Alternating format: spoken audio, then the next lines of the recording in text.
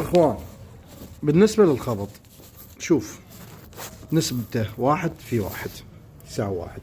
هاي مثلا القوطية استاذ عندنا صبغ اوف وايت من الديرة راح تخبط بقده. عندك ويا تريد تخبط تلميع مثل الروك او الشجرة او اي تلميع، شو تسوي؟ راح تدير اقل شوية. على فكرة الدياباس يصير اسرع اذا تدير قوطية ونص، لكن يصير خفيف. لكن قوطية بقد البوية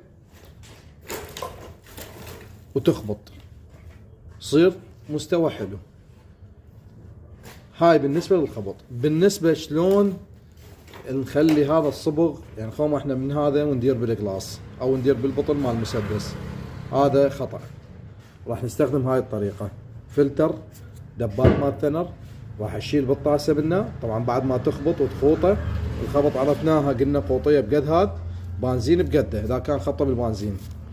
راح تديره بسطله، يعني بويه بقده بنزين، قوطيه هاي بقده بنزين.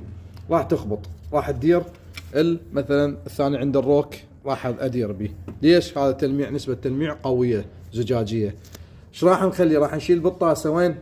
نديره ببطل فلتر محقان فلتر، وين يجي بطل ثنر. هاي العمليه ايش راح تسوي لنا؟ راح تقوم تاخذ من البطل الثنر، يعني البطل الثنر تحطه هيك قدامك، تفتح القبض، راح تاخذ من البطل الثنر قبل مباشره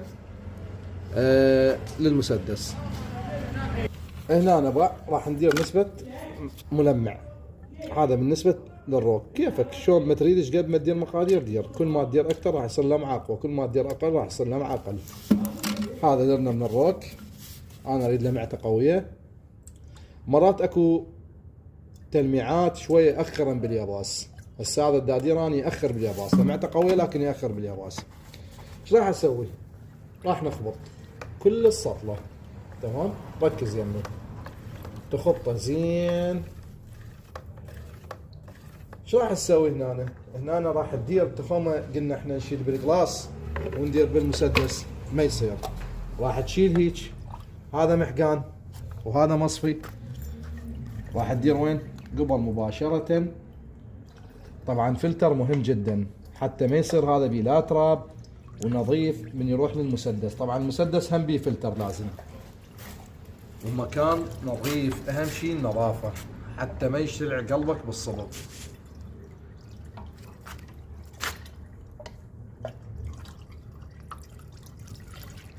هذا بعد ما ندير دبات ثنر نظيفة، دير بالك مو مخبوطة مثلا بثنر تجي تدير. اذا ثنر لازم ثنر، اذا بنزين لازم بنزين. هاي صار عندنا هنا، هاي صار عندنا دبات مال اوف وايت.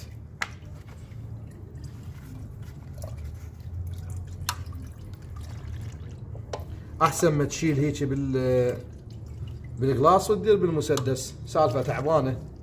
هذا فلتر تجيب وتدير. هاي اللي يصيرون على شغلة الخبط. طبعا مو بس الاوف وايت، كل الالوان حتى الختم. هذا كملنا بقى فلتر محقان. ايش راح يصير عندك حبيبي؟ دبة.